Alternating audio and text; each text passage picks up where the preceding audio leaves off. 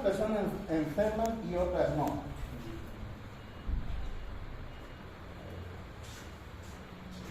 Es una de las preguntas que siempre hacemos desde hace millones de años. ¿Sí? Los que unas se enferman y otras no. Los que unas se enferman y se mueren, y otras no se enferman. Claro que en algún momento, y eso es parte de la historia de la medicina, todavía habían concepciones, ¿no? Modelos de salud. El modelo mágico religioso, por ejemplo. Pero ya han debido hablar de ese tema. ¿Qué significaba el modelo mágico religioso? ¿En qué se basaba el modelo mágico religioso? Su nombre lo dice, ¿no? En base a la magia, que todos pensábamos que era magia, y religioso. Ahora, ¿qué pasaba si se enfermaba? ¿Qué decía la fe? ¿Por qué se ha enfermado? Castigo eso. Porque ha pecado. ¿Y por qué está enfermo? ¿Quién si ha pecado tiene castigo, ¿no? ¿Y quién castiga? Entonces, había esa concepción en ese modelo mágico religioso de decir, a estas personas han incumplido los mandamientos y las normas religiosas en las que vivían. Entonces ha pecado y tiene su castigo. ¿Y qué es su castigo? La enfermedad. ¿No? Y si se moría, nada, ha pecado mucho, ¿no? Realmente el pecado ha sido grande que nada. Y si se sanaba, a pedir perdón y Dios o el ente divino le ha perdonado y le ha dado otra oportunidad más, ¿no? Entonces, esa era la concepción mágico-religiosa. Había y se atribuía a un ser superior, ¿no? A un ser divino, quien definía la enfermedad, la muerte o la vida. Entonces, alguien se enfermaba, ha pecado, habla mal de Dios, o ha incumplido las normas de la religión y todo, por eso tiene su castigo, por eso se ha enfermado. Y si se ha sanado, le han dado otra oportunidad y todo eso. Y los que no se enfermaban, estaban tranquilos, no pecaban y no hacían nada. Después vino el otro sistema de salud, que era el sistema empírico. ¿Qué significa eso? Empírico.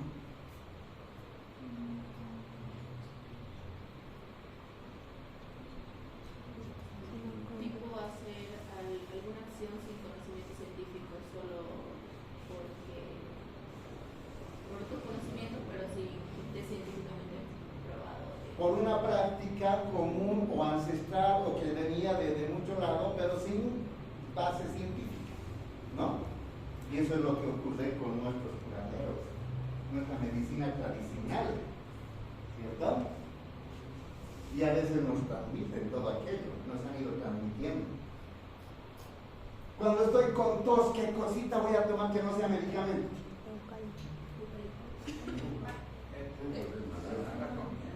¿Qué? Naranja con miel, ya. Eucalipto, ¿qué más? Manzanilla, jengibre. ¿Qué? Miel con limón, ya. ¿Qué más? Un trago corto. Con sudorífico, un quemapecho. ¿Qué más? Ahora ya han industrializado esa plantita que se llama en un jarabito. Eucalipto. No. Bien. Para la tos. Nada. Huira. Ah, no sabían, ¿no? Ahora hasta en jarabes hay huira. Bien. Pero ¿cuánta miel y cuánto limón? Es la dosis. ¿Cuántas veces al día? ¿Por cuánto tiempo? ¿Cuánto el eucalipto? ¿Cuántas horas? ¿Cuántas ramas? ¿Cuántos troncos? ¿Cuántos quemapechos?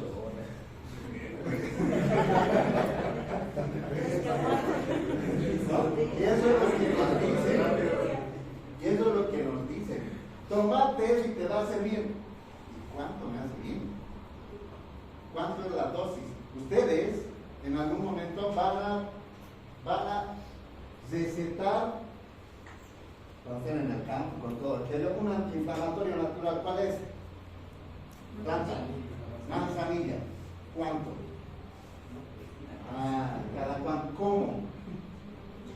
Entonces, todos esos aspectos tenemos que saber. Eso de la manzanilla, huira y todo eso ya está. Ya han estudiado, ya han hecho todo. Pero cuando la gente que realiza este sistema de salud empírico, te dicen, ¿no? Vas a tomar para la presión. Hay mucha gente que cuando tiene hipertensión arterial van donde el médico y les dicen, muy bien, usted se va a tomar estos medicamentos antihipertensivos. Y el médico sabe qué medicamentos antihipertensivos. Se le van a dar unos, los sartán, inhibidores del canal de calcio, potasio, un montón de cosas, ¿no? Hay varios antihipertensivos, ¿saben? Pero hay mucha gente que dice, me ha dado el doctor esto, pero yo no estoy tomando. ¿Y cómo estás controlando tu diabetes o tu hipertensión? No, yo tomo otras hierbitas. No, estoy tomando esta hierba, esta otra hierba, de La Paz me lo trae unas hierbitas que se llaman Andrés Guailitas, eso me hago, y eso tomo. ¿Y cuánto es la dosis? ¿Y cómo saben que están controlando? ¿No? Entonces, no es nada científico, es simplemente porque nos dijeron, hay que darles esto y le va a hacer bien. Hay otras, no sé si ustedes ven, hasta en la televisión, ¿saben? ¿No? Tomar esto para la próstata, en base a hierbas y un montón de cosas. Muchas cosas. Pero realmente son eficaces, realmente funciona y la gente sabe cómo usar todo aquello. Entonces, ese sistema empírico en algún momento se ha ido investigando, se ha ido teniendo más datos de por qué usaban esos medicamentos y han sido estudiados y han sido ya estudios científicos, ¿no? Por ejemplo, para la malaria, ¿qué es eso?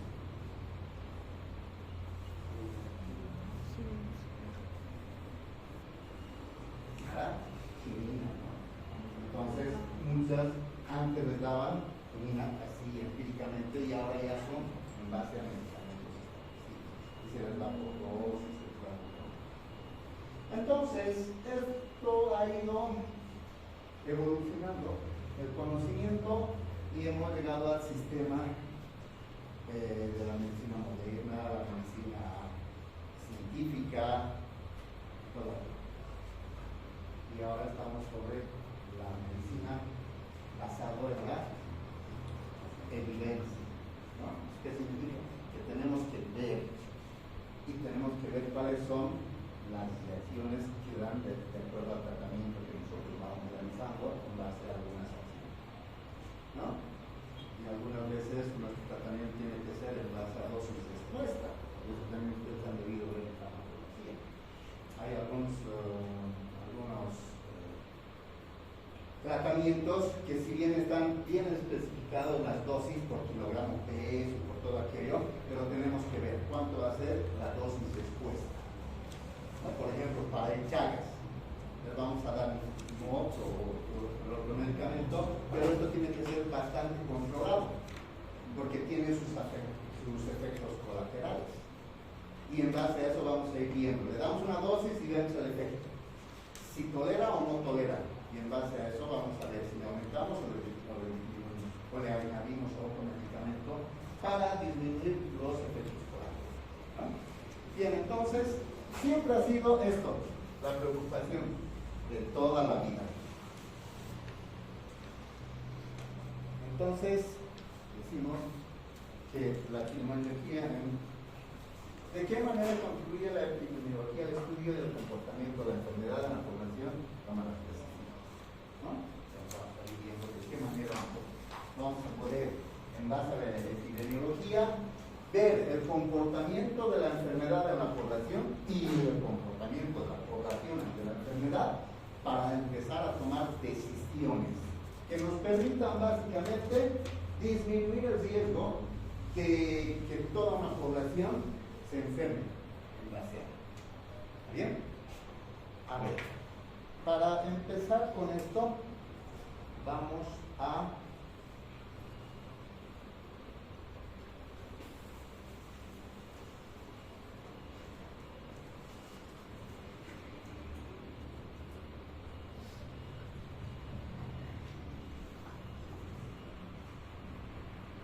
bien, lo que estábamos hablando, ¿no? Vamos a ver esa relación que siempre nos hemos preguntado, ¿qué relación existe entre el hombre y la enfermedad? Si las enfermedades precedieron al hombre, ¿o qué ha ocurrido? Que antes de que aparezca los seres humanos ya había enfermedad en nuestro planeta, ¿no?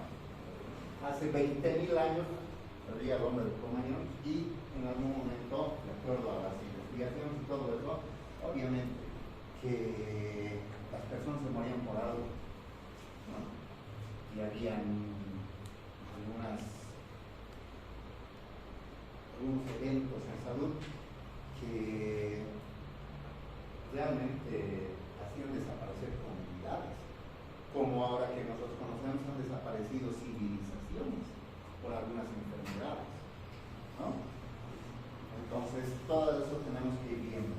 Desde la interpretación histórica de las enfermedades, ya les decía, el sistema mágico religioso, malos espíritus, el robo de los dioses. En algún momento también hemos visto de que los humanos hemos sido causantes de muchos problemas y seguimos siendo problemas de enfermedades en nuestro planeta, ¿no? Cuando ha llegado la revolución industrial, por ejemplo, ¿eso habrá ayudado o habrá habido algunos problemas con la salud? ¿Qué opinan? La revolución industrial. ¿Qué significa la revolución industrial? ¿Ah? ¿Que se genera qué en la revolución industrial?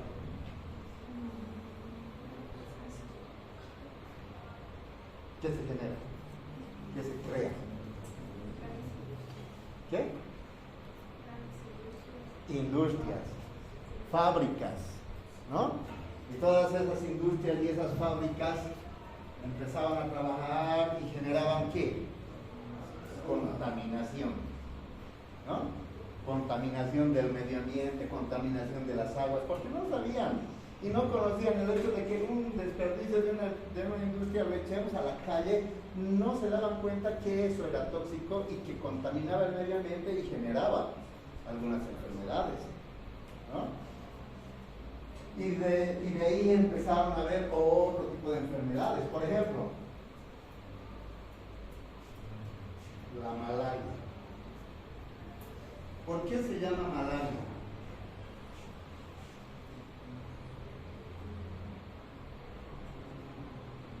¿Por qué el nombre de malaria?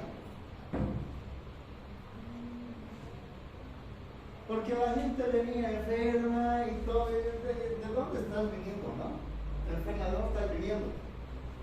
Vivo en tal parte. Ah, ¿dónde era esa región? Una región contaminada, una región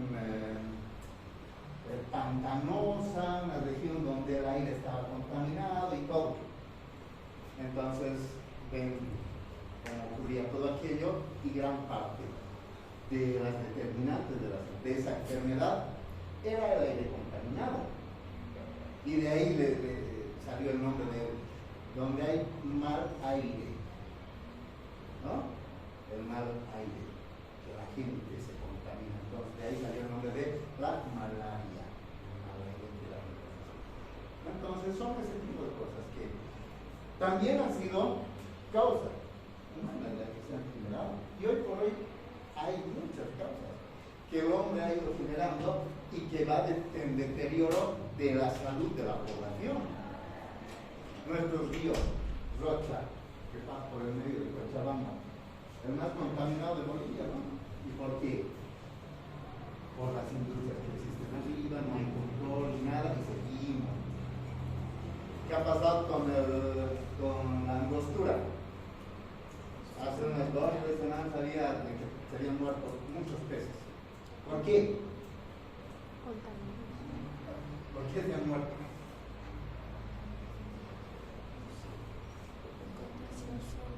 ¿No?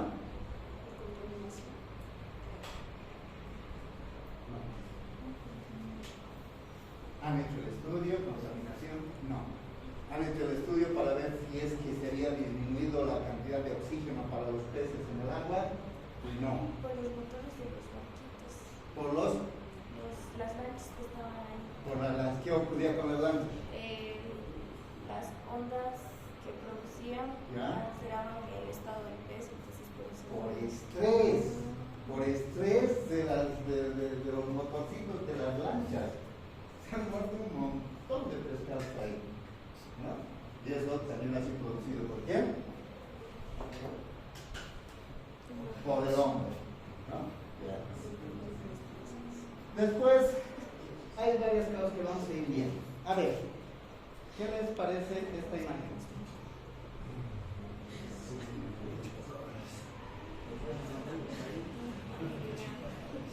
Eso es lo que antes hacía en ese sistema mágico religioso. Esa era la vestimenta, dice que tenía un hechicero, donde hacía escapar a los espíritus y hacía un montón de cosas para sanar a las personas, con esa mentalidad y con esa creencia de que la enfermedad era un problema mágico religioso, ¿no? Entonces de ahí fue cambiando y han ido ocurriendo episodios tan grandes como este, por ejemplo, cuando han habido una epidemia de cólera, aquí dice en 1853 y 54, en Francia, causó 150.000 muertes. Imagínense cuánta gente, cómo moría. Y estamos hablando de cólera. ¿Y el cólera en cuánto tiempo mata?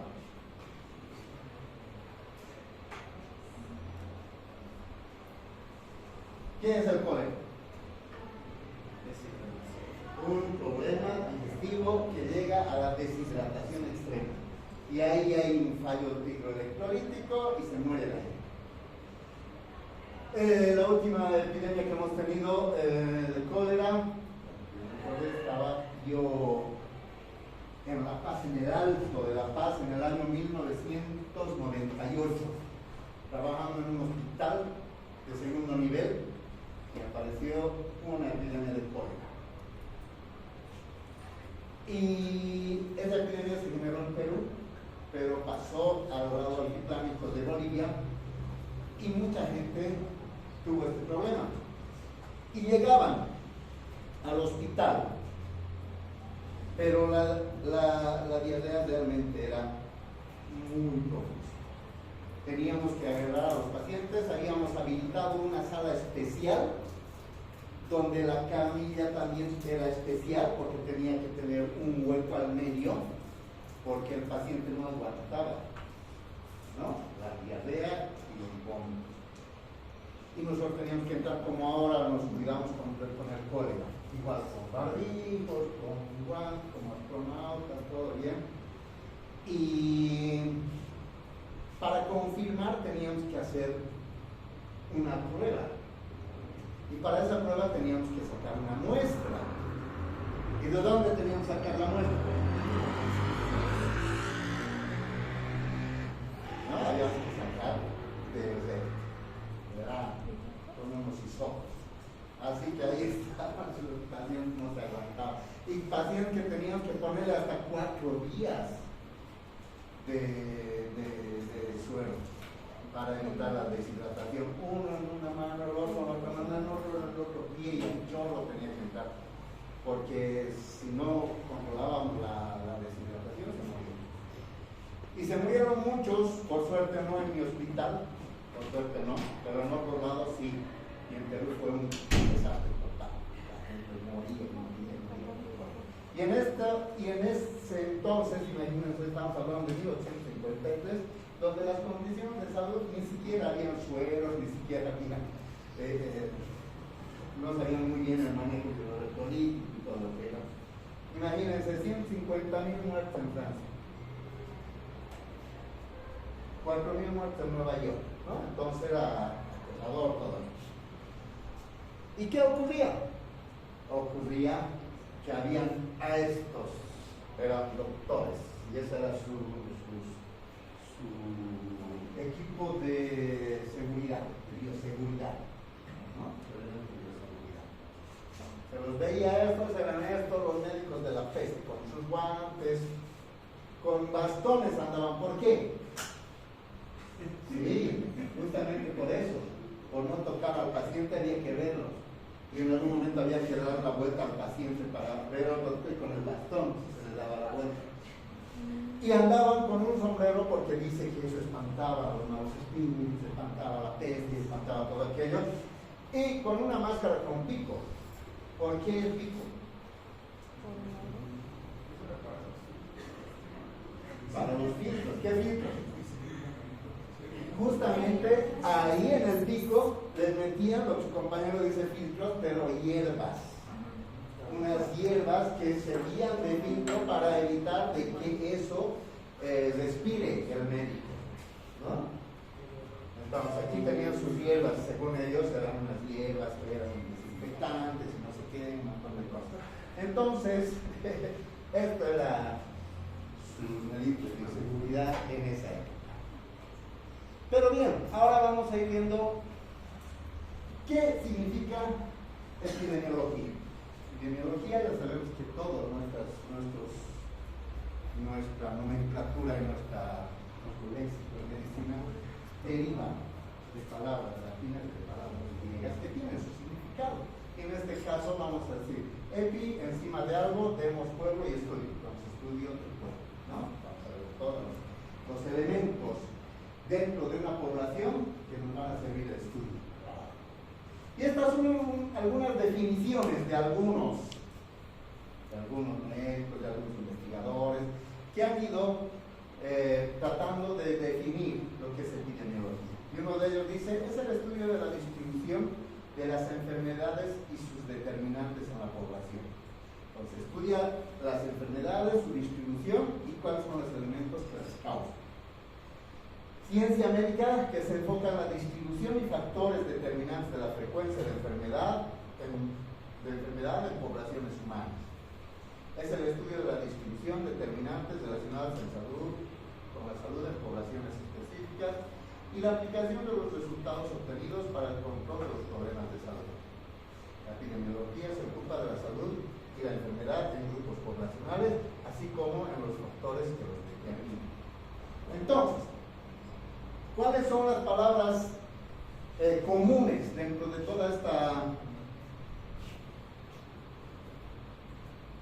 primera diapositiva? ¿Cuáles son las palabras comunes?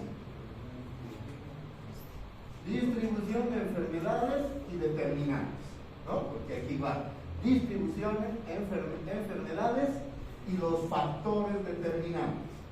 Estudia la distribución, igual, y las determinantes. Y ocupa la salud de grupos poblacionales, así como los factores que las determinan. Entonces, y aquellos hijos de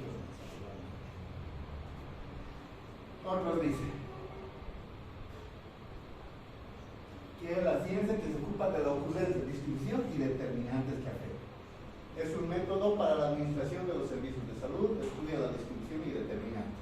Entonces, información para la acción y para la planificación. Con todo lo que nosotros podamos estudiar en base a la epidemiología, vamos a ver la enfermedad, la distribución, dónde es el área geográfica que se va distribuyendo y cuáles son aquellos aspectos. Ya hemos dicho que las determinantes de salud pueden ser económicas, socioeconómicas, psicológicas, físicas, todo aquello. ¿Cuáles son esos aspectos las que van a intervenir en ese proceso de salud de enfermedad en una población y en una comunidad? ¿Está bien? Entonces, para que podamos entender un poquito, voy a poner otra perspectiva. La ciencia que estudia la distribución, la frecuencia, las determinantes, las relaciones las predicciones de los eventos de salud en una población, donde vamos a poder hacer prevención y control de una población en base a todos estos elementos que nosotros vamos a ir estudiando. ¿Está bien? A ver, es importante, no vamos a hablar de eso, es parte de la historia, pero la epidemiología. ¿Qué es la epidemiología? Hemos dicho, es una ciencia que va a estudiar qué distribución de las enfermedades. Todas las enfermedades, nosotros en el lugar donde estemos vamos a tener nuestro perfil epidemiológico. Ya han dicho que el perfil epidemiológico son las enfermedades por las que más se enferman y más se mueren en nuestra población. Entonces, vamos a ir viendo la distribución. ¿En qué regiones? ¿Sí? Vamos a nosotros regionalizar. Así como en Chagas, por ejemplo. En Chagas se ha hecho un estudio y se ha ido viendo dónde, qué poblaciones son más afectadas. Y en base a eso se ha generado y se ha estructurado un área chagásica en Bolivia, que afecta a 6 departamentos, ¿no? Y dentro de 6 departamentos tampoco está Cochabamba como uno de los departamentos centrales y junto con Chuquisaca con más incidencia de esta enfermedad.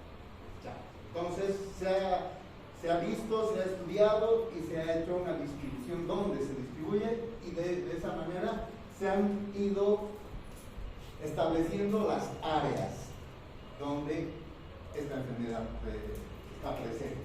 Y ahí se ha descrito la distribución geográfica en la área chagásica en Bolivia, ¿no?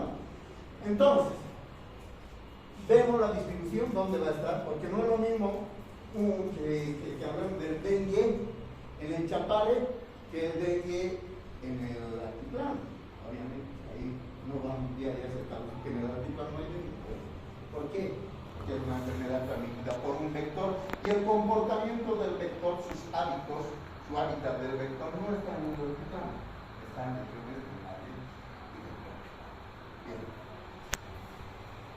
También va a estudiar determinantes del proceso de enfermedad. Ya hemos visto esos determinantes, cuáles son el económico, el comportamiento de la población, cuáles son todos esos aspectos que nos van a participar en ese proceso. ¿Para qué nos interesa la epidemiología? Aplicación de todos los conocimientos para mejorar la salud de la población.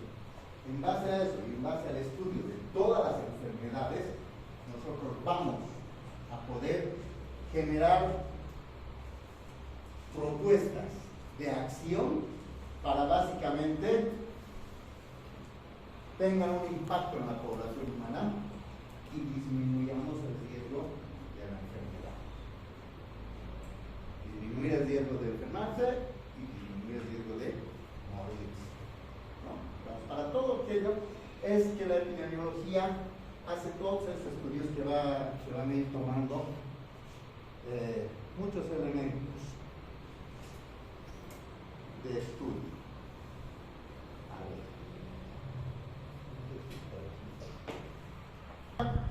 Para estudiar aparición, distribución y desarrollo de las enfermedades y describir el estado de salud de la población como base para el planteamiento, evaluación, administración de los sistemas, promoción y recuperación de la salud.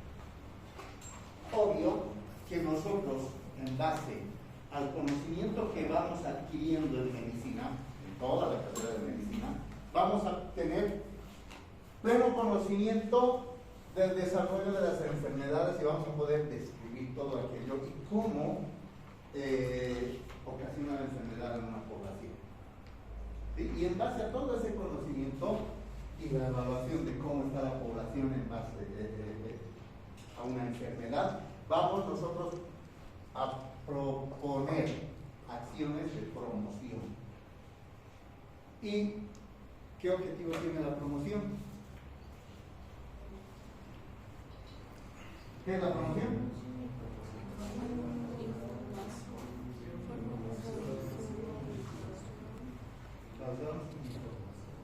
¿Qué más? Comunicación. ¿Qué más? Y ese es repetido todo el día. ¿Qué? Información, educación, comunicación y capacitación. ¿No? Entonces, para recuperación de la salud. Con todo eso, obviamente que nosotros tenemos que tener todo ese conocimiento para plantear y fortalecer nuestro sistema de promoción para que la gente conozca, sepa, para que ellos puedan tener los elementos necesarios para también hacer acciones de prevención y evitar las enfermedades, o por lo menos disminuir el riesgo de las enfermedades. Otro objetivo de la epidemiología: proporcionar los datos necesarios para la comprensión de la etiología de la salud y la enfermedad. ¿Qué son esos datos? ¿Y en base a qué vamos a hacer? A la historia natural de la enfermedad. Les vamos a decir cómo vamos a entender por qué se ha producido esa enfermedad, cuál es el agente causal, quiénes han intervenido, qué ha sucedido con el agente etiológico, qué ha sucedido con el huésped y qué ha sucedido con el medio ambiente, qué está ocurriendo para que se rompa ese equilibrio y se produzca esta enfermedad. Y les vamos a decir que tenemos que atacar a esto, al agente etiológico, que nos está produciendo el estímulo y nos está produciendo la enfermedad. Por eso es que ustedes tienen que conocer muy bien todas las enfermedades. ¿Por qué están causadas? Porque al final este es el causa-efecto. Vemos a los pacientes que vienen con un efecto a causa de algo y nosotros tenemos que determinar la causa. Y vamos a combatir esta causa y les vamos a explicar por qué. ¿No? Bien. Otro objetivo: utilización de conceptos epidemiológicos en la administración de los servicios de salud. Tenemos que manejar nuestros conceptos y esos vienen desde la parte del apoyo de la estadística, todo lo que cuando hablamos de enfermedades prevalentes, ¿qué es prevalencia? ¿Qué es incidencia? ¿Qué es canal endémico? Y todo aquello. En base a eso vamos nosotros a poder explicar, en base a estos conceptos y en base a esas acciones, para la administración de los servicios de salud. Este es el comportamiento, lo que hemos hecho con canal endémico. Este es el comportamiento de esta enfermedad. En estos meses es donde tengo más pacientes con esta enfermedad. Voy a esperar hasta aquí y para eso tengo, yo como sistema de salud, tengo que prepararme, tengo que estocarme en cuanto a medicamentos, insumos, a recursos humanos y recursos económicos. ¿No? Entonces, ¿qué estoy haciendo? Administración de los servicios. En base a eso, porque son cosas objetivas que yo estoy presentando sobre el comportamiento de esta enfermedad. Porque después la literatura que nos llega, no literatura de Bolivia, ¿no? Nos viene desde otro lado y las epidemiologías que nos dan son realidades de otros países. ¿No? Nos dicen, en estos países la incidencia es tanto y tanto, es otra realidad, es otra población, son otros hábitos, otras costumbres, otras culturas. ¿Cuál es la importancia de la epidemiología? Describir los eventos de la salud y las enfermedades en la comunidad. Es justo lo que vamos a hacer. ¿Por qué se está produciendo? ¿Por qué hay esta enfermedad en la comunidad? ¿Por qué hay el dengue? ¿No? Todos esos aspectos. Vamos a evaluar el estado de la salud de la población. ¿Cómo está? Y eso tenemos nosotros que ver. Vamos a ver si hay enfermedades prevalentes, hay enfermedades endémicas. Ya sabemos cuándo vamos a decir que hemos llegado a epidemia, en base a nuestros estudios y en base a todo. Vamos a ir viendo y vamos a esperar cómo es el estado de la salud en base a ese problema. Identificar los factores de riesgo. ¿Cuáles serán los factores de riesgo para el dengue, por ejemplo?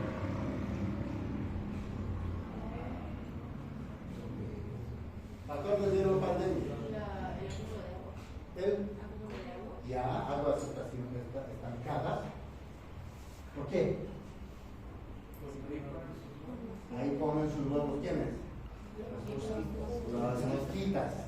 Está bien, los mosquitos, no los mosquitos, ¿no? No sé qué hay problema de género también en los mosquitos. No hay mosquitos que pongan.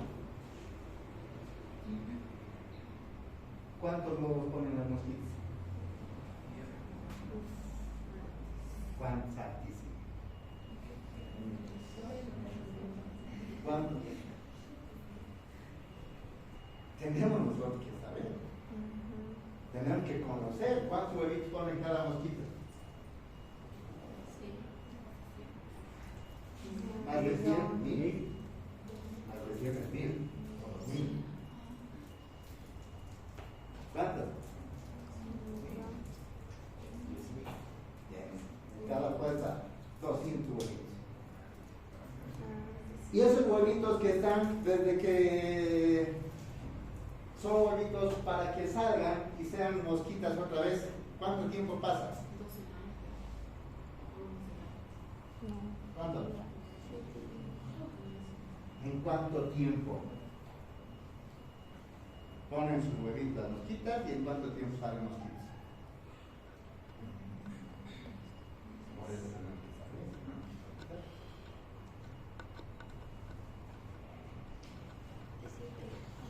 ¿Cuánto? 12 días. En 12 días. Entonces ponen el huevito y en 12 días ya están saliendo. En 12 días están saliendo 12 o 200 mosquitos de una puesta de un año. Por eso es que se produce rápido. Y nosotros por eso tenemos que saber y decirles de qué esos factores de riesgo, que son aguas estancadas y todo aquello, tenemos que evitarlos. Y si son aguas estancadas hay que ponerles tapa, ¿no? Tapa segura para ellos. Entonces esos son factores de riesgo que nosotros vamos a identificar. Identificar las causas de las enfermedades, de otras enfermedades, la salmonelosis, por ejemplo. ¿Cuál es la causa de esas enfermedades? La salmonelosis. ¿Qué tipo de enfermedades? ¿A qué afecta? ¿Dónde? Gastrointestinal. ¿Cómo es su vía de ingreso? ¿Qué se llama eso? Vía oral. ¿Cuál es el factor de riesgo? Higiene, ¿no? De alimentos, de manos, es el ciclo ano-mano-boca, ¿no? Entonces tenemos que conocer las causas. En Chagas, ¿cómo? La vinchuca. ¿Qué hace la vinchuca? Primero pica y después se echa por todo. Entonces cuando no se lo limpia, por ahí ingresa. Entonces no es por la picadura. No, son por las heces fecales. Del bicho, ¿no? Entonces tenemos que identificar. Medidas de prevención. ¿Cómo yo controlo el Chagas?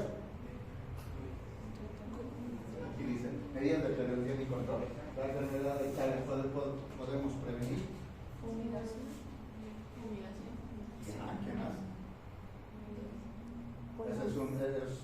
Esos son aspectos biológicos, ya. Asociado o fumigación. Otro aspecto.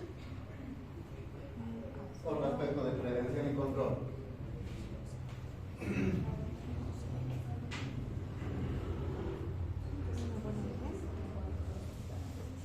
Revocar las casas de adobe. El aspecto físico, infraestructura. Evitar de que hayan grietas en las casas. Por eso es que gran parte de las campañas contra el Chagas de control es mejoramiento de las viviendas y pedir a toda la población que revoquen sus paredes, que no hayan grietas. Y si tienen cuadros de su artista favorito, por lo menos cada semana limpienlo por detrás, ¿no? Porque ahí es donde se van a ocultar. Otro aspecto.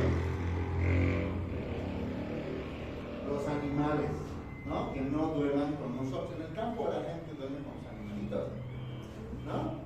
Vive al ladito, o su corral está justo al lado de la cocinita y todo porque es más calientito. No, entonces hacer de que sus corrales sean un poco alejados de la vivienda, todo aquello. Entonces son medidas que vamos nosotros a sugerir a la población. justamente para prevenir y controlar esta enfermedad. Describir los patrones clínicos de la enfermedad. ¿Cómo vamos a encontrar los patrones clínicos? ¿En base a qué? Lo que hemos hecho. Nuestro cuadrito. Vamos a describir qué es. La historia natural de la enfermedad. Ahí vamos a encontrar los patrones clínicos, ¿no? Cuándo la etapa subclínica, cuándo es la incubación, y ahí vamos a ver los signos y síntomas que vamos a encontrar. E identificar otros síndromes nuevos, a lo mejor que podamos identificar otras enfermedades. ¿Para qué nos sirve la epidemiología? ¿En qué vamos a usar esta epidemiología? Vamos a ver la relación causa-efecto. ¿Qué es lo que está causando y qué efecto está teniendo en la población? Y estos efectos que van causando la enfermedad.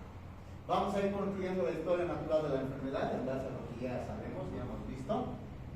Describir el estado de la salud de una población, el perfil de salud y el perfil epidemiológico, ¿no? Ahí vamos a establecer con claridad. Y la valoración de una intervención en salud. ¿Cómo nosotros podríamos intervenir desde el sistema de salud, desde nuestro puesto de trabajo y todo aquello? ¿Cómo podríamos intervenir para un poco incidir en las causas que están produciendo esta enfermedad? ¿Qué podemos hacer? Si nosotros conocemos muy bien, como el Chagas, por ejemplo, ¿qué podríamos hacer para un poco disminuir el riesgo? Informar a la población, explicarles de que estamos viviendo y de que la población conoce exacto, ¿no? Pero lo que tenemos nosotros que hacer es intervenir ante ellos, buscando las formas en las que podemos convencerlos y que ellos nos tomen un poco la confianza y digan, sí, vamos a hacer lo que el médico dice para disminuir el riesgo. ¿No? Entonces, todos estos aspectos. A ver, ¿qué hemos visto? Esto es la historia natural de la enfermedad. Tipos de epidemiología. ¿Qué tipos de epidemiología? Igual que la bioestadística, ¿no? Descriptiva y analítica. En bioestadística también, ¿no? La bioestadística descriptiva y analítica. ¿Qué es la descriptiva? ¿Qué hace? Solo describe y estudia la distribución de todas las enfermedades. Va a ser como una descripción, como una fotografía de decir cómo están las personas, qué enfermedad, a cuántos afecta, dónde y en qué tiempos. Todos, solo va a ir describiendo.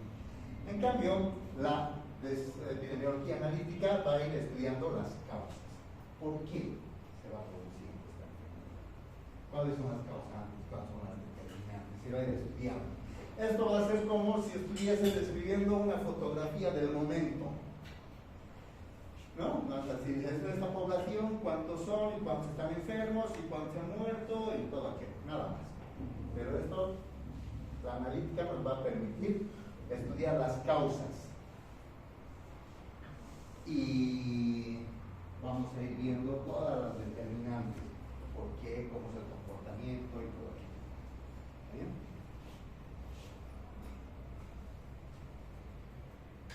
Cuando hay problemas de enfermedad en una determinada región, nosotros tenemos que ir considerando estos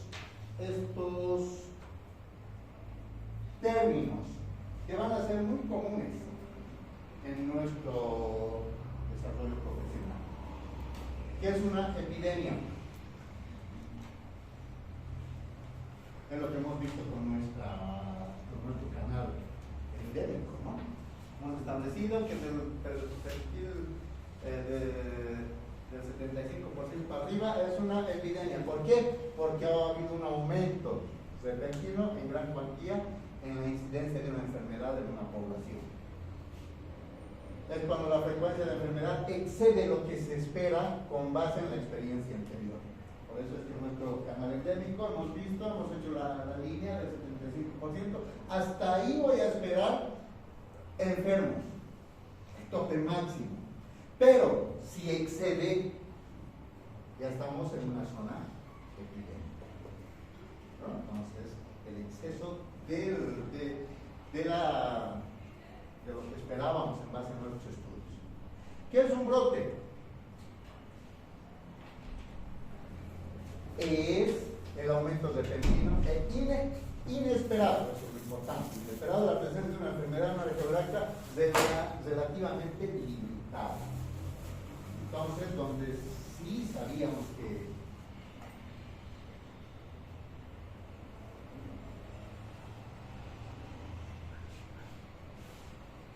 no esperábamos la presencia de una enfermedad. No estaban porque no era una enfermedad endémica, no estaba presente en nuestra población, pero de repente apareció, ¿no? Por eso dicen la aumento inesperado de la presencia de la enfermedad. Es igual como que si en este momento llegara el sarampión, no tenemos en este momento sarampión, pero aparece repentinamente e inesperada la presencia de un sarampión, un brote de sarampión. Eso sí vamos a tratar. Cambio, ¿qué es una endemia? Cuando la enfermedad mantiene un nivel usual, ¿no? Nivel usual. Eso es en base a nuestro estudio que hemos hecho. Hemos establecido un área endémica donde ese es el nivel usual del comportamiento de la enfermedad y la presencia de esa enfermedad en la población, ¿no? Por eso se llaman enfermedades endémicas. Enfermedades endémicas, ¿cuáles? Por ejemplo, dengue, el trópico, Chagas, ¿qué más? Malaria, ¿no? En algún lugar, fiebre amarilla, y todo eso. Entonces hay la presencia, pero es usual. Y en cambio, ¿qué es la pandemia?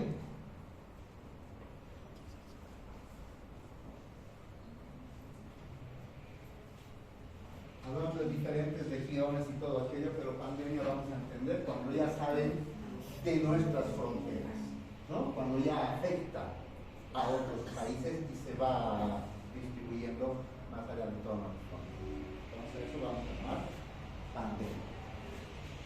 A ver, otras definiciones que tenemos que conocer. Infección, infestación, contaminación. ¿Qué es la infección? Entrada y desarrollo, multiplicación de un agente infeccioso en el organismo de una persona. La infestación es la presencia de agentes infecciosos en la superficie externa de personas o animales. Y la contaminación, cuando estos agentes infecciosos se sitúan en prendas de vestir u otros artículos.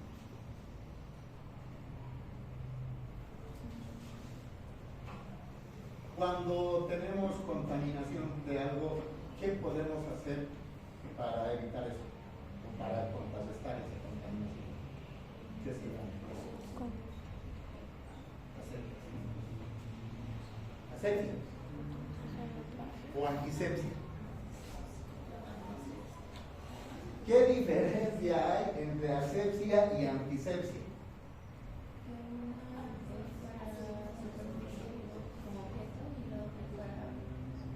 ¿Cuál? ¿Cuál? Por eso que nosotros entramos hasta al quirófano, ¿no? Asepsia y antisepsia, hay que hacer asepsia y antisepsia. Y todo eso. ¿A quiénes hacen asepsia y a quiénes hacen antisepsia? Asepsia a los médicos. ¿Cómo es? Tenemos claro todo aquello.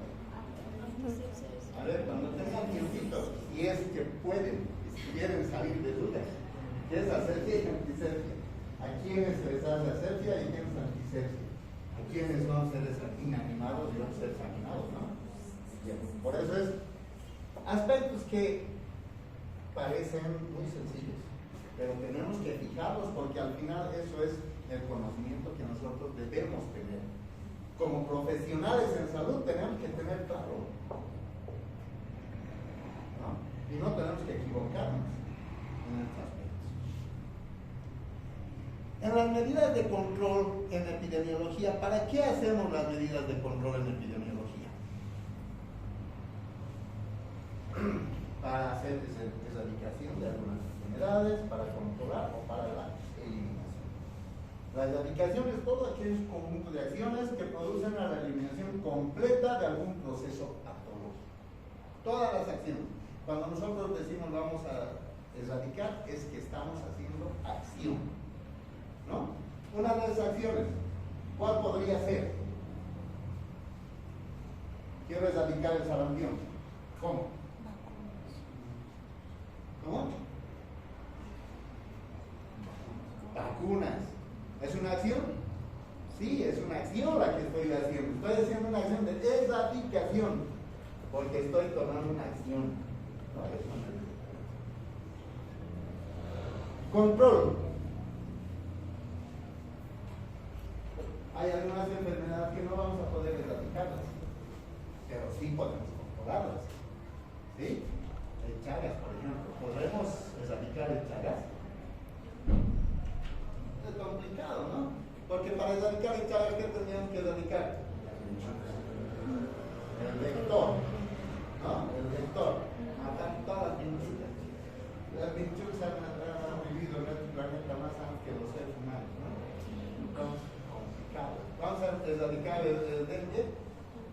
Complicado está. Entonces, sí podemos controlar. Podemos hacer control de estas enfermedades. Y la eliminación, acciones que aseguran la desaparición de la transmisión endógena de una enfermedad. Bien. Y todo eso nos va a llevar a que nosotros podamos entender y comprender perfectamente esto que ya hemos hecho. Ya conocemos y ya hemos entendido de qué se trata, ¿no? Historia natural de la enfermedad, que básicamente tiene sus dos partes, periodo patogénico y todo lo que ya hemos sido bien establecido. En base a esto no creo que haya problemas. No hay. Pero además, nosotros tenemos que trabajar en lo que significa la cadena epidemiológica.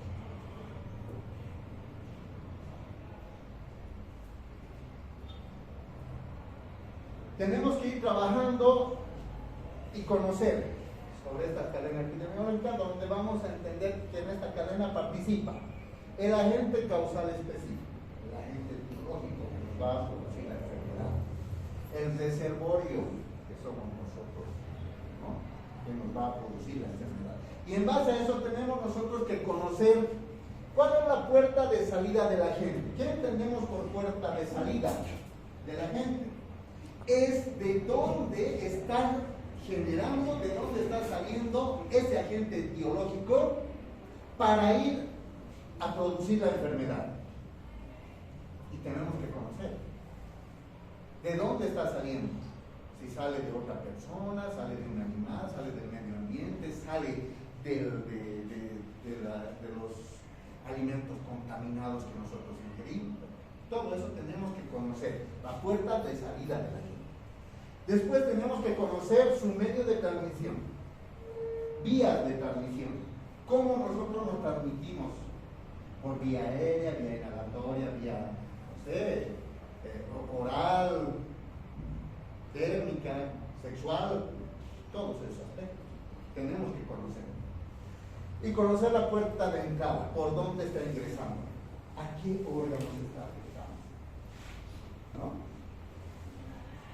Y tenemos que ver en base a nuestro estudio de inmunidad que vamos teniendo, si hay el paciente susceptible o no susceptible a ese tipo de enfermedad. Entonces, cuando conozcamos esta cadena epidemiológica, nosotros tendremos que trabajar en alguno de estos eslabones para disminuir el riesgo que las personas se enfermen. Entonces vamos a ver y vamos a hacer una acción que disminuya el riesgo de la enfermedad. ¿A qué nivel? Vamos a hablar del reservorio, les vamos a dar más inmunidad, les vamos a dar vacuna, les vamos a dar todo eso, a lo mejor sí. O a lo mejor voy a ver cómo voy a atacar a este agente. su puerta de salida. ¿Dónde? Entonces, como en el dengue. ¿Qué estoy atacando en el dengue? La puerta de salida. ¿Cuál es la puerta de salida? Los leucocitos. Entonces, voy a evitar que se reproduzcan, voy a evitar, ¿no? O voy a cortar la vía de transmisión. ¿Cómo los mosquitos transmiten? ¿Por qué? Por la picadura. Entonces, ¿qué quiero para que la gente no sea picada? Mosquiteros. Entonces, todos los mosquiteros. Entonces, estoy trabajando en una de estas. En uno de esos eslabones, ese eslabón para la cadena epidemiológica.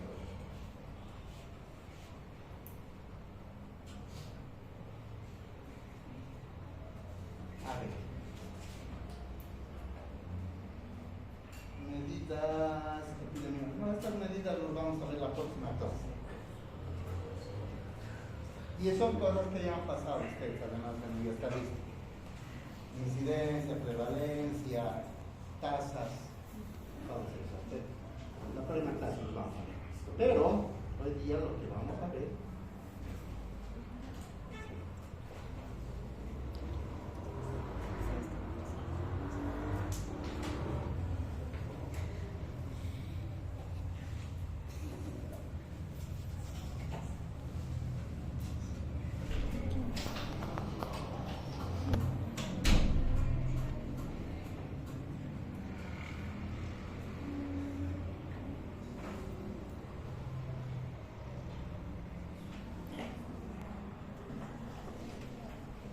cuando nosotros tengamos que hacer estudios epidemiológicos, tenemos que conocer algunos tipos de estudios, porque dentro de nuestro estudio tenemos nosotros que describir y tenemos que informar en nuestro estudio qué tipo de estudio hemos adoptado para nuestra investigación. Así como cuando tengan ustedes que hacer la operatividad de las variables, tienen que establecer qué tipo de variable han usado, ¿no? Y dentro de eso, ¿cuántos tipos de variables conocemos? ¿Qué es una variable para empezar? Cuando hablamos de estudios, vamos a tocar variables en nuestro estudio. Entonces, ¿qué son las variables? ¿Qué es una variable?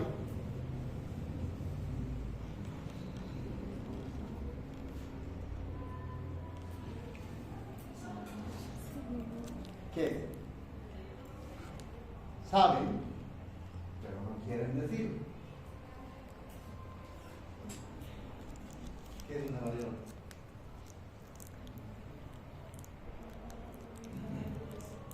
Variable de estudio.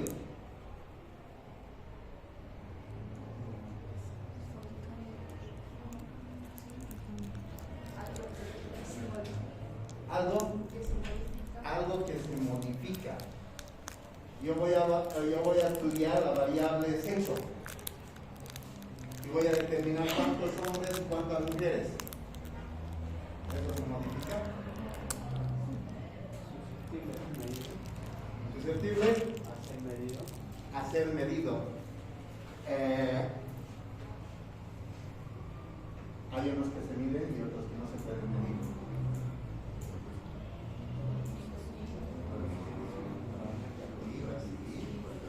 Cualitativas. ¿Las cuantitativas se miden? No, las cualitativas. Las cualitativas no se miden. Las cuantitativas sí. ¿No? ¿Pero qué es una variable? ¿Qué es una variable? Cuando nosotros hablamos de variables, vamos a identificar una característica, una cualidad de un elemento de estudio. Y para buscar todo aquello, tengo yo, y eso también ya ha pasado, establecer mi universo de estudio, mi población de estudio.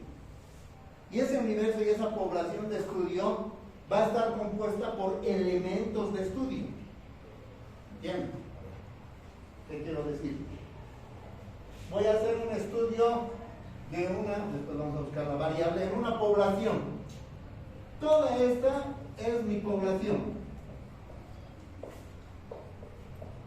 Listo. Esta es mi población de estudio, o mi universo de estudio. Y cada uno de estos, ¿qué se va a denominar? Elemento de estudio. Va a ser mi elemento de estudio. Cada uno de ellos, mi elemento o mi unidad de estudio. Y que reunidos en una población, esta va a ser mi población o universo de estudio, si es que mi estudio va a estar en todos los elementos de estudio. Pero, de acuerdo a mi población puede ser finita o infinita. Cuando digo finita, ¿qué estoy diciendo? Una cantidad. Que conozco la cantidad de mi población. ¿Sí? Y cuando digo infinita, es muy grande. Cuando mi población es finita y tengo yo la capacidad de recursos humanos, económicos y todo aquello para hacer el estudio en todos, lo voy a poder realizar en todos. Pero si mi población es infinita y no voy a poder alcanzar a toda esta población, ¿cómo podré hacer mi estudio? Voy a sacar muestra. ¿Sí? Voy a sacar mi muestra. Y para sacar mi muestra hay técnicas. El muestreo probabilístico y no probabilístico. ¿Cierto? El probabilístico significa que yo voy a usar un sistema o un método para elegir mi muestra. ¿No? Entonces puedo decir un método sistémico simple, aleatorio, o simple, aleatorio. Voy a decir, de entre todos los reactores les voy a poner un número a cada uno, y voy a decir, solo los múltiplos de 3 entran a mi muestra. ¿No? Entonces, 1, 2, 3, a mi muestra, 1, 2, 3, a mi muestra, 1, 2, 3, a mi muestra, 1, 2, 3. Entran a mi muestra, es sistémico. O puedo hacer por lotería. ¿No? A que le toque cada... y los voy mostrando.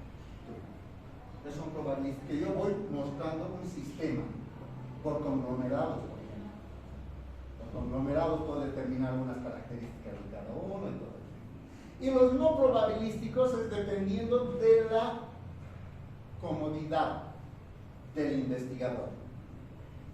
Yo voy a elegir quiénes quieren entrar a mi muestra. Y para mi muestra, yo quiero que sean, no sé, estudiantes, mujeres que solo utilicen lentes y que su promedio sea de 68. ¿Qué tal? Entonces estoy poniendo mis condiciones. Y eso es comodidad. Eso no. Entonces, pues, pero ya está mi población, ya está mi muestra, ya está. Y para que esta muestra se llame muestra, tiene que cumplir 2 características. Uno de ellos tiene que ser representativa. ¿Qué significa eso? Que deban tener las características de mi investigación. Y después aleatoria, porque las conclusiones de mi trabajo voy a generalizar a toda la población. Por ejemplo, yo quiero hacer un estudio de qué marca de chicle mascan los estudiantes de octavo, los estudiantes de la UNICEN. No voy a poder llegar a todos los estudiantes de la UNICEN, entonces voy a buscar mi muestra. Y voy a decir, mi muestra van a ser los estudiantes del grupo 1 de epidemiología. Pero no van a entrar todos. ¿Quiénes van a entrar a mi muestra? Los que mascan chicle. ¿No? Entonces voy a decir, ¿masca chicle? Sí. Muy bien. ¿Masca chicle? No, no entra a mi muestra. ¿Masca chicle? No, no entra. ¿Masca chicle? Sí. esa va a ser mi muestra representativa, porque estoy buscando una característica. Y después de sí les preguntaré, ¿qué marca de chicle mascas? ¿No? Entonces me dirán Chiclet, Grosso, Bubalú, Verde, lo que sea, ¿no? Y en base a esos datos yo los voy a tabular los datos, los voy a procesar y al final va a salir una conclusión y voy a decir que en base a mi muestra representativa, ¿no? Saco la conclusión de que la marca de preferencia de los estudiantes de la UNICEN, porque ya estoy generalizando todo, es la marca verde o Grosso, ¿no? Entonces, en base a esa muestra he sacado una conclusión y lo he generalizado. ¿Por qué? Porque mi muestra era representativa. Bien, entonces, ¿cuál era la variable en ese estudio?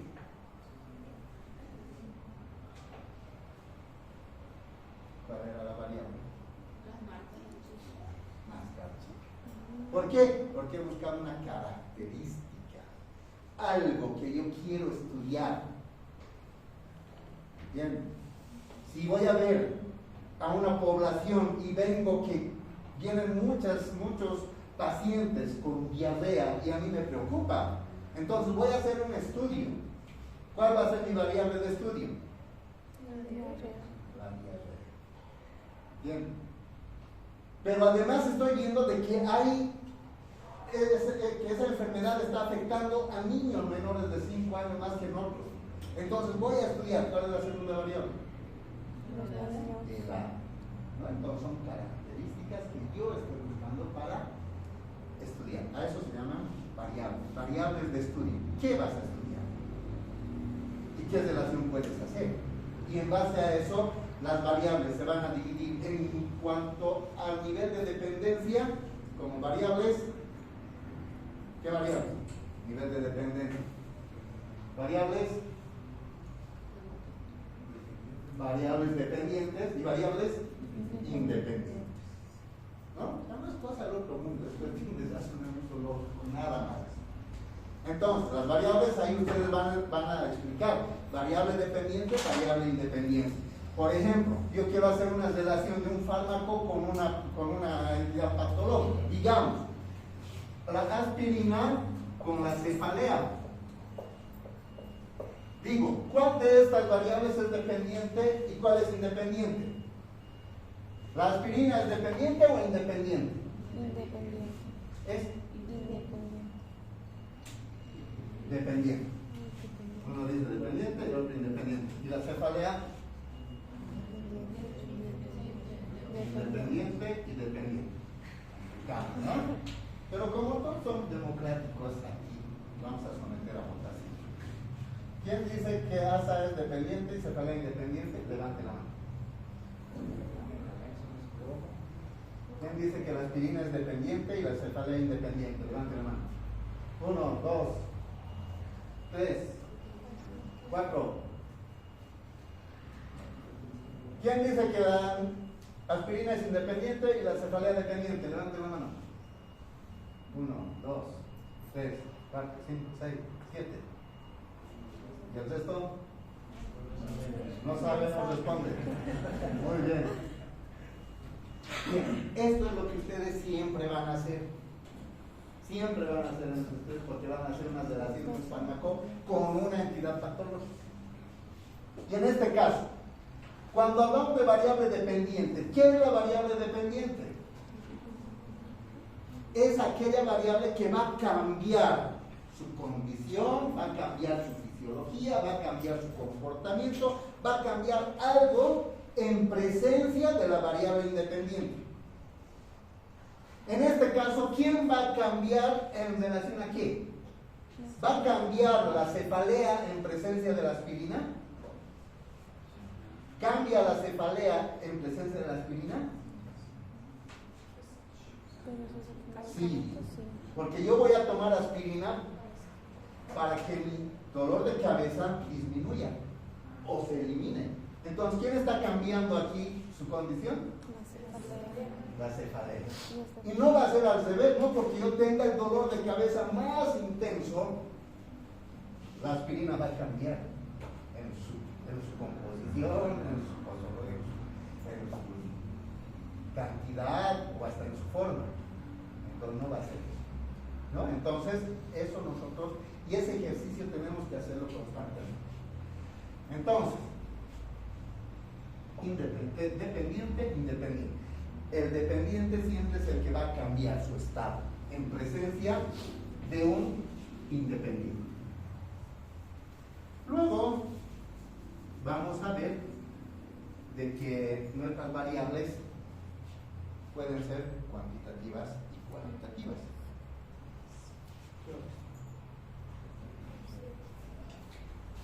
Entonces, las variables. Estas variables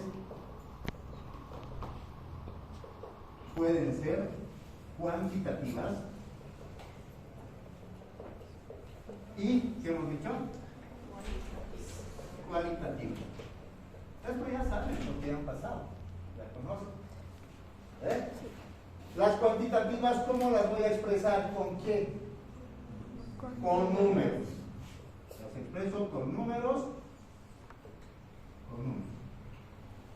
Y las variables cualitativas son. ¿Ya? ¿Y cómo voy a expresar las características? Literal. ¿Sí? Bien, entonces, estas variables cuantitativas, cualitativas. Pero estas cuantitativas, a su vez, se van a dividir en dos. ¿Cierto? ¿En cuáles? Variables cuantitativas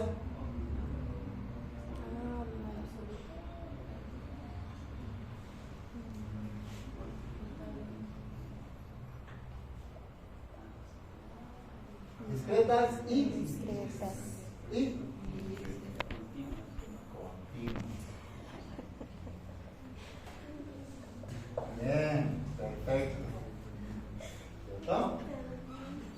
En cambio, las variables cualitativas también se van a dividir en dos. ¿En cuáles? Variables cualitativas nominales y ordinales. Fácil. Perfecto. Ahora bien, si estas son discretas y continuas, las variables cuantitativas discretas, ¿con qué números voy a expresar?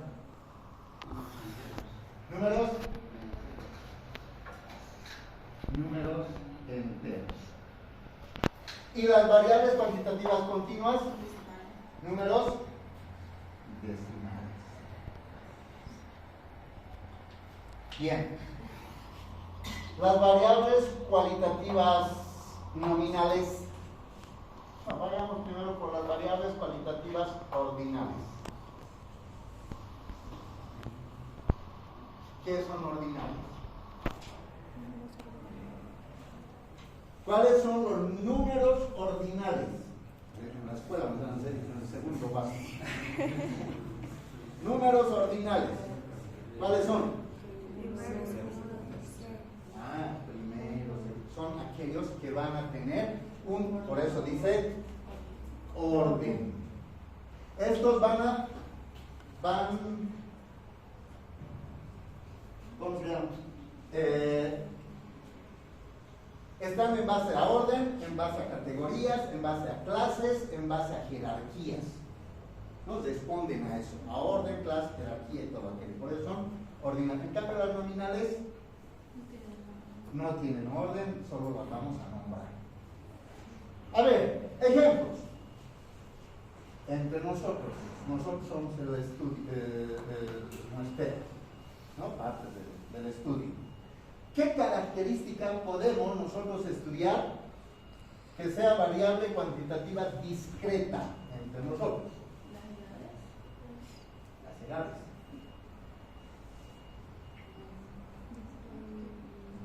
A ver, ¿cuántos años tienes? ¿Cuántos años tienes? ¿Cuántos años tienes? Bien.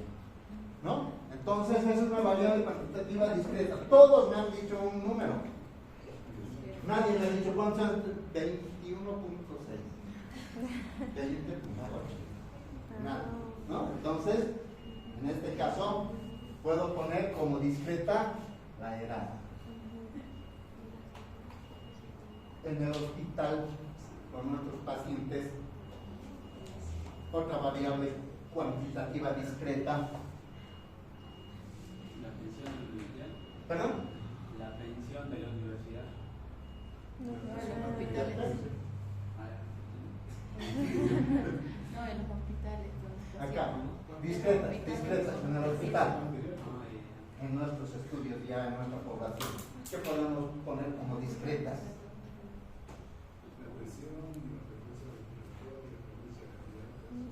Con nuestros pacientes. Tal vez. Número de pacientes atendidos. ¿No? Número de pacientes atendidos. Le van a decir, doctor, ¿cuántos pacientes atendidos semana? Semana 20 pacientes. No va a haber de qué día. ¿Cuántos pacientes atendí? 20.5. ¿Por qué? Es que el otro era enano. O digan, no, es que la señora ha venido con su hijito, le he hecho consulta a la señora, pero me ha pedido que lo revise y eso como media consulta. No. Todo paciente es un paciente y es un elemento. No hay tales. Número de hijos. ¿Discreto o continuo? Discreto, ¿no? No van a decir, ¿cuántos hijos tienes? 4.5. ¿Cómo el otro que es hijastro? No. Entonces, cada uno es persona. Son datos discretos que no van a poder ser. En cambio, en variables cuantitativas continuas, en nosotros, ¿qué variable podemos estudiar? Peso, talla. ¿No? ¿Cuánto mides? 1.72. ¿Cuánto mides? 1.54. ¿Cuánto mides? 1.74. Bien, me han dicho todos. 1.74, 1.72, 1.54. Bien. Pero aquí, ojo, tenemos que tener, al margen de estudiar esto, tenemos que conocer la escala de medida. La escala de medida que estamos usando nosotros. Cuando me han dicho 1.74, 1.72, 1.54, ¿cuál es la escala de medida? ¿Cuánto? Metros. Porque me han dicho 1 metro 74 centímetros, 1 metro 72 centímetros, 1 metro 54. Hay que tener cuidado, y hay que tener cuidado también en la edad. Porque ustedes van a tener pacientes pediátricos. Y cuando les digan cuánto tiempo tiene su hijo, y las mamás le van a decir, tiene 6 meses. ¿Cuál es la escala de medida? Meses, ya no es años. Le van a decir, ¿cuánto? Hasta los 23 meses. Y así dice la literatura también. ¿No? Hasta los 23 meses. Entonces, ¿cuál es la escala de medida? Meses. Y cuando hablamos de estatura, de talla, también nosotros vamos a tener pacientes pediátricos. ¿Cuánto mide? 80, 90, ¿qué? O a lo mejor voy a hacer yo mi estudio y les voy a decir todo esto. ¿Cuánto mides? 174 centímetros. Entonces, ¿esta variable seguirá siendo continua? No. Esta variable se va a volver. ¿No? Entonces es importante que ustedes sepan en sus estudios manejar la escala de medida. Y cuidado, manejen 2 escalas de medida. Ya a un principio digan 1.74 metros y en mis conclusiones he llegado a que son 174 centímetros. Entonces no va a ser coherente. ¿Sí? Y nada por eso. Entonces tenemos que utilizarlo. Hay que tener cuidado con las escalas de medida. En las variables cualitativas ordinales, hemos dicho por orden, Eso ya está establecido. Hay jerarquías, hay niveles, hay grados. ¿Sí? Si yo digo, este fin de semana he tenido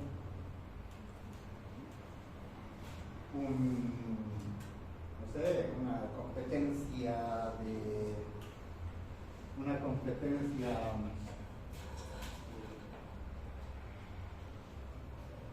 de carrera, digamos. Y he salido y me han dado medalla de plata. ¿En qué lugar he llegado? Igual que un compatriota que ha corrido en México, le han dado medalla de oro.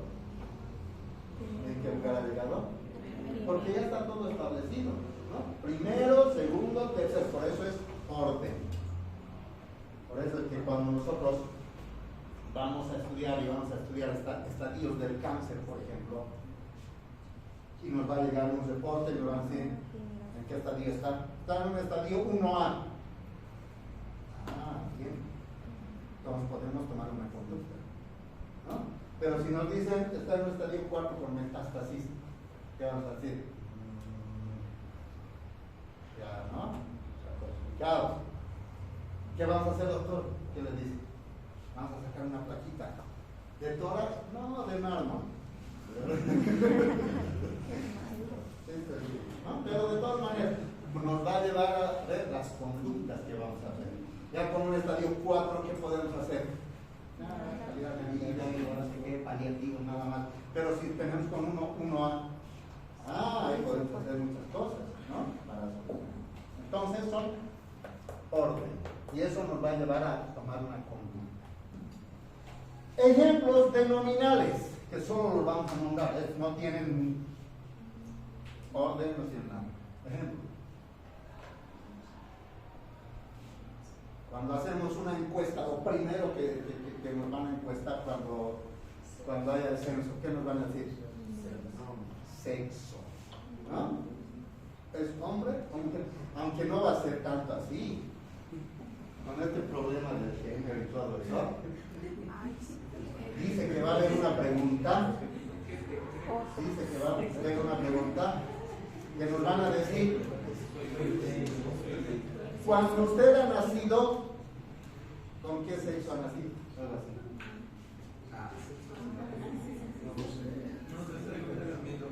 No sé, va a ser muy complicado. Pero bueno, el sexo. ¿Varón o mujer? ¿Macho o hembra? ¿No? No estamos hablando de género, estamos hablando de sexo. De la diferencia anatómica entre macho y hembra. Y en nuestra especie decimos varón y mujer, ¿no? Porque el género es otra cosa, es una construcción social, ya que tiene muchas cosas. Y en base a eso del género, hasta ahora se han reconocido 42 géneros, ¿no? Y en Estados Unidos y todo eso hay más de 100. No sé, no sé qué, no sé qué. Bueno, pero dentro de la diferencia anatómica solo existe varón y mujer. No hay orden, porque ¿cuál es primero, el hombre o la mujer? ¿No? Bien. Otra variable, nominal. ¿Qué variable? ¿Perdón? ¿Qué? ¿Mascotas cómo? Las frutas. La religión, ¿no? La religión. ¿Cuál es la mejor religión del mundo? ¿Ah? ¿Cuál es la primera? Yo puedo decir la que yo profeso. ¿A ver? Esa es la mejor religión. Y el otro me dice, la mía también. Claro. Claro que algunos nos dan envidia, ¿no? Por ejemplo, los musulmanes en su religión les permiten estar con 7 mujeres. Y nosotros de envidia, ¿eh? Pero de todas maneras, ¿cuál es la mejor religión? No hay. ¿Sí? No hay. No hay quién es mejor, quién es primero y quién es todo. Solo la nombramos. Otra variable nominal. Nacionalidad. Nacionalidad. ¿No? ¿Qué país es el mejor? En el que yo nací, en el que vivo y estoy alegre. ¿No? Ese. Idioma. ¿Qué idioma es mejor? Estado civil. ¿Qué estado civil es el mejor? ¿Qué vas a hacer cuando salgas de la universidad? ¿Cuál es el mejor? Si hiciéramos una investigación del estado, de grado de felicidad en relación al estado civil, ¿cuál sería mejor? Soltero. A ver, díganle a uno que recién se ha casado. En su luna de miel, ¿qué les va a decir? ¿Soltero? No, posible, ¿no? ¿Cuál es mejor? Divorciado o divorciada. ¿Por qué? Porque en la divorciada se ha quitado la mitad de los males y se ha quedado con la mitad de los bienes. Bueno, el mejor estado civil es de viudas, porque saben todos los viernes dónde está su marido. Entonces, todos esos aspectos solo los vamos a nombrar, ¿no? Entonces, no nos vamos a hacer mayor problema y simplemente nombrarlos. Ahora, diferente sería que dentro de esos nombramientos, ustedes quieran saber cuántos hablan español y cuántos hablan portugués, por ejemplo, hablando del idioma. A eso ya no es un estudio cualitativo, es un estudio cuantitativo porque ya estamos cuantificando, ¿no? Entonces tenemos que tener mucho cuidado. Bien, bien jóvenes, esto de tipos de estudio, pero espero que les haya servido esto de esta pequeña explicación. Porque, a ver, les comento yo, en algún momento yo doy algunos cursos de posgrado o de posgrado en maestrías y alguna vez me invitaron para tribunal calificador de una tesis, ¿no?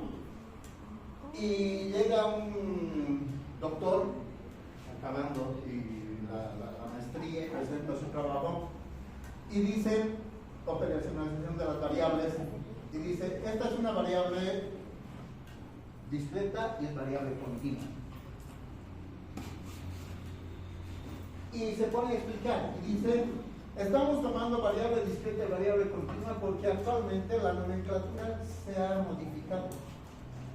Y hemos hecho un estudio con el tutor, y le mete al tutor en su explicación, y dice que ahora ya no se llaman variable independiente y variable dependiente.